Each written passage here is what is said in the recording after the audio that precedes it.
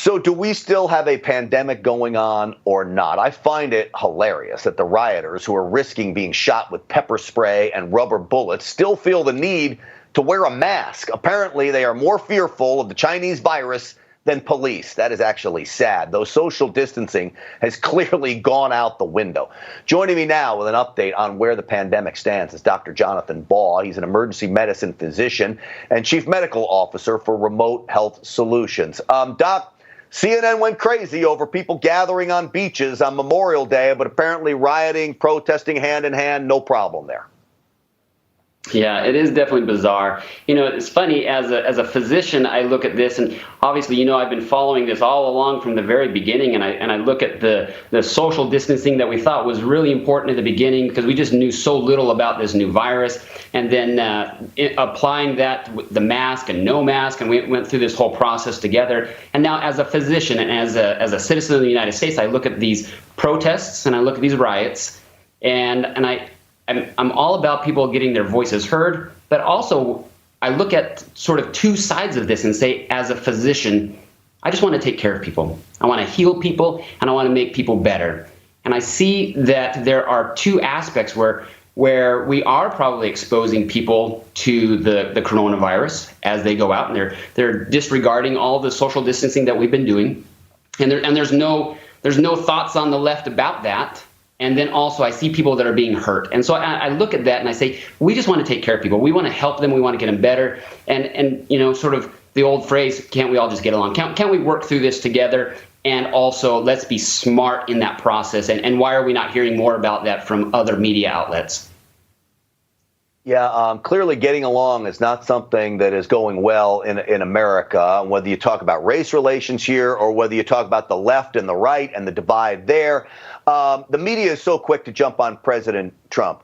Hydrochloroquine was the drug they went absolutely ballistic over when the president said he is taking this. They were basing this off a study in The Lancet that said this was increasing deaths in COVID patients. Well, lo and behold, The Lancet now has retracted that study, saying the evidence is flawed there. The media, though, hesitant to report on any of this.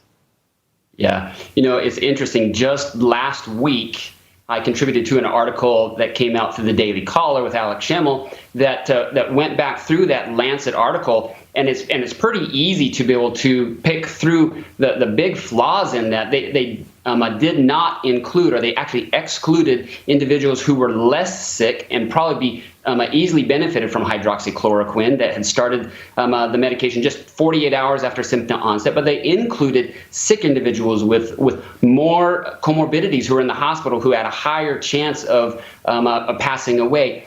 And they included numbers of patients, you know, I think it was 96,000 patients across 617 hospitals across 6 continents, and they're able to gather that data at an alarmingly fast rate. Yet that wasn't questioned when that article came out. And so when we looked at that together and we said, there's some flaws in the data, and there's some flaws in the way that this information was gathered. As a physician and for physicians, it's our job to be able to look at all of this data that's coming out and to be able to analyze it, to use our statistical analysis and to figure out how do we take care of patients. What is it? We've been presented with a lot of different views and opinions through this whole thing, you know, whether it was hydroxychloroquine or chloroquine, or do we use steroids or NSAIDs or ivermectin or remdesivir, or do we wait for a vaccine? We need to go through and use our own statistical analysis and figure this out and talk to our peers rather than relying upon the current media press and following the trend of media rather than actually science and medicine. Well, this is what happens. The Lancet, I believe, a once highly respected medical journal, a few weeks ago wades into politics, writes an op-ed about President Trump, a negative op-ed at that, has been hammering away at hydroxychloroquine and then has to retract that. They, in my book, have lost all credibility, and I'm glad we've got a medical voice like yours, Dr. Jonathan Baugh, who's willing to come and sort it all out for us. Thank you, my man. Have yourself a great weekend. And folks, coming up, Republicans have a response to the Squad, a large group of African-American conservative women who are running for Congress in Georgia. We'll hear from 2 of them. That coming up next.